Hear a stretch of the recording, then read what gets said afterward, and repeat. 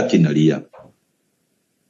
Wakina Juma Kaswahili, wakina Amani Manengero, hapa kwetu kina Toru, kina Nyang'anyi na wengine ambao ni wana CCM, watu wamechukuliwa, familia zao ziko kwenye anxiety kubwa sana. Matokeo yake sasa wakatengenezea taifa ufa. Wamemaliza kutengeneza ufa, wamesema wao wataenda tu kwenye hicho kinachoitwa uchaguzi.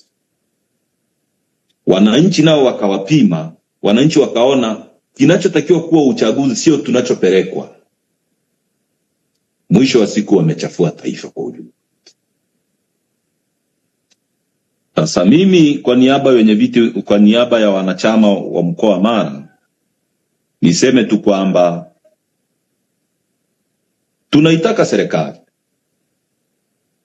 imwachie mwenyekiti wetu Rajabu Mfaume Njoro, mzee kabisa, mtu mzima, ndio mwenyekiti senior kuliko sisi wote ambao tuko kwa umri. Kumbambikia mzee wa watu kama yule na mateso ambayo yanaripotiwa hapo, kama alivyosema msemaji, kesi ya ugaidi, sio kwamba mnajitengenezea kuogopwa zaidi. Kama ni kuogopwa, mngeogopwa basi mpaka sasa mngeshaogopwa. Lakini historia haijawahi kusema kuumiza watu kunaleta muonekano mzuri. Na pia viongozi wetu, Mheshimiwa Tundu Lissu aachiwe. Serikali ambayo inasema imechaguliwa kwa asilimia kura milioni 31 haiwezi kuogopa mtu ambaye hana kura 200,000. Wamwachie Tundu Lissu. Hakuna nchi yoyote ambayo imewahi kupata madhara kwa sababu imeruhusu political democracy kwenye nchi zao. Haipo. Nenda Botswana, nenda kwingine kokote. Wamwachie Tundu Lissu. Kama wanaamini yeye ana wafuasi wachache, wao watekeleze wakiwa na wafuasi milioni 31 waliojiwekea juzi. Takwimu waliojiwekea. Tupambane kisiasa. Siasa inapokuwa na nguvu kwenye nchi, itaondoa wananchi kulalamikia serikali, kwa sababu vitu vingi serikali inakuta inapata watu wa kuvikataa mtaani, wa kuvikataa kwenye grassroots. Mwenyekiti wa kitongoji au mwenyekiti wa kijiji akiruhusu mkutano halali wenye nguvu kwenye kijiji chake, anawaruhusu wananchi pale chini kukataa. Labda kuna mwizi atasema kwa jina lake.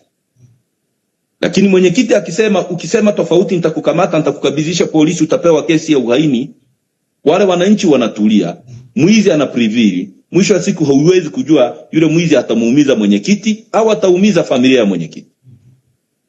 Umwachie Tundu Lissu. Tundu Lissu ameshinda mapingamizi yote. Hana sababu ya kuendelea kukaa rumande. Na hali ya Tundu Lissu tunaijua wote. Umwachie Tundu Lissu. Sisi watu wa mkoa Mara tunaomba, tunataka Tundu Lissu aachiwe. Na watawala wajue, unaweza ukawa na nguvu leo ya kunishikilia mimi ukaniweka unakojua, lakini Mungu hajawahi kushindwa kunyanyua watu wanaoona yeye kwa wakati wake. Ndio maana maandiko huwa yanasema, Yesu aliambia watu hawa wakitulia mawe yatapaza sauti. Maana yake ni kwamba atakayezungumza hajulikani ni nani. Asipokuwepo, Mungu atashusha mwenyewe dhoruba anayojua, ambayo itawaambia kwamba kuna kosa liko sehemu. Wasinyanyase Watanganyika. Lugha zinazotolewa na watawala ambao hawakupigiwa kura zinaonesha dhahiri kabisa kwamba maandalizi yao ni ya kubambikia watu kesi, sio ya kutafuta ukweli. Kama unaambia watu kwamba utaenda kwenye reconciliation, maridhiano, lazima uoneshe taswira yako, mazungumzo yako, maneno yako, kwamba unatambua ukweli, na ukweli usemwe bila kuwa na kizuizi. Kwa sababu ndugu zangu wenye viti, kwa kumalizia, maana ya neno maridhiano Kwa lugha rahisi, mwingine ambaye ametugeuka hapo, mzee wetu, walienda pale wakasuluhisha watu pale. Mwisho Kenya ikatengeneza katiba, na Kenya sasa ni nchi ambayo kidemokrasia angalau East Africa hapa, angalau mahakama haiwezi kukubali Kenya mtandao ukazimwa siku ya uchaguzi, mahakama itatengua. Kuna mifumo angalau imekaa independent. Kwa hiyo tunatamani neno hili wanalotamani liimbwe, tuanze kuliimba sisi. Sisi hatutaliimba. Na mimi binafsi niweke tu msimamo wangu wazi. Hatutakubali kuingia kwenye maridhiano ya ugali, maridhiano ya kununuliana magari na nyumba, ya kuhongwa. Hatutakwenda huko. Haya maridhiano ya kutafuta namna fulani biashara yangu iende, namna fulani bana, unajua na mimi naye nilifanywa hivi. Hayo sio maridhiano ya wananchi. Maridhiano ya wananchi ni kutengeneza msingi utakaoishi hata miaka 1000, kwamba kuna kosa liliwahi kutokea na kosa hili halitajirudia, na kwa misingi hiyo itangulie ukweli kwanza, truth. Wale walioua kwa makusudi wajitokeze waseme niliua kwa makusudi. Aende kwenye familia ile aliyoua mtu wake aseme yeye niliua kwa makusudi, akiwa guided na vyombo hivyo ambavyo kama ni tume itakao kuwa imeundwa ili yule aliyepoteza mtu wake amsamehe. Wale waliokwenda wakapora vitu vya watu, mtu unaenda kwenye mji wa mtu unaumiza watu na vitu unachukua, ukaua vitoto vidogo, ukaua watu wamekaa kwenye veranda. Wewe wakati wa truth ndio hiyo hatua ya kwanza tutakaoona kwamba kuna truth. Halafu sasa baadaye tunaanza kukubali kusameheana, kwa sababu hata sisi Wakristo tunaambiwa tafuteni kwa bidii, tafuteni kwa bidii kuwa na amani na watu wote.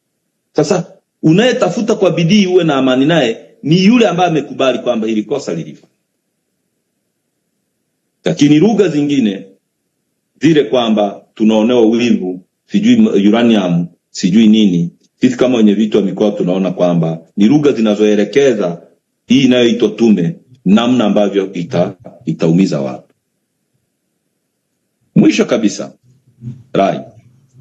ganzi likichomwa kwenye eneo ambalo tatizo halijatibiwa huwa unapooza tatizo kwa muda tu. Lakini ukweli ni kwamba ganzi sio tiba ya kidonda ambacho hakionekani.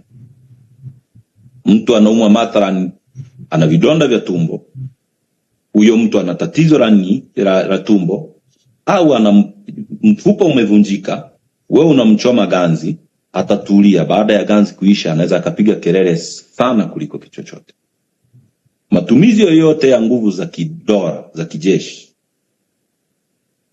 hayawezi kujibu maswali ya watu ambayo yamewakuta kwenye matatizo. Watu wanaweza kuwa na uoga na kupotea kwa muda tu, lakini hayawezi kutibu hiyo.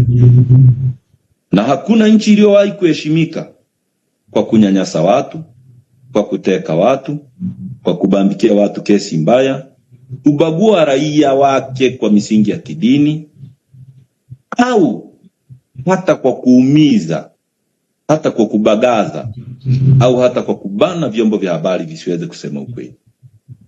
Tunatoa wito kwa vyombo vyetu vya habari, wataalamu na waandishi wa habari wajisimamie kwenye kusema mambo ya kweli. Wasipangiwe mpaka headline. Unakuta magazeti yote yameamka asubuhi yanazungumza kitu ambacho unakiona kabisa kwamba hichi ni kwa ajili ya kumfurahisha mkubwa fulani sehemu fulani. Na sisi tutaendelea kusimama pamoja na chama, na hasa pale ambapo chama kitasimama na wananchi. Na wananchi kwa sasa hawatambui kitu kinaitwa maridhiano, na sisi ndio utakuwa msimamo wetu kama mkoa wa Mara, na ndio utakuwa msimamo wetu kama wananchi wa mkoa wa Mara, na ndio msimamo hata wa wana CCM walio wengi, ndio msimamo wao. Yeyote atakaye kwenda kutengeneza maridhiano yake, huyo ameenda kutengeneza yake ya ugali yake na familia yake kupata chakula wale. Hayo hayatakuwa maridhiano ya wananchi. Maridhiano ya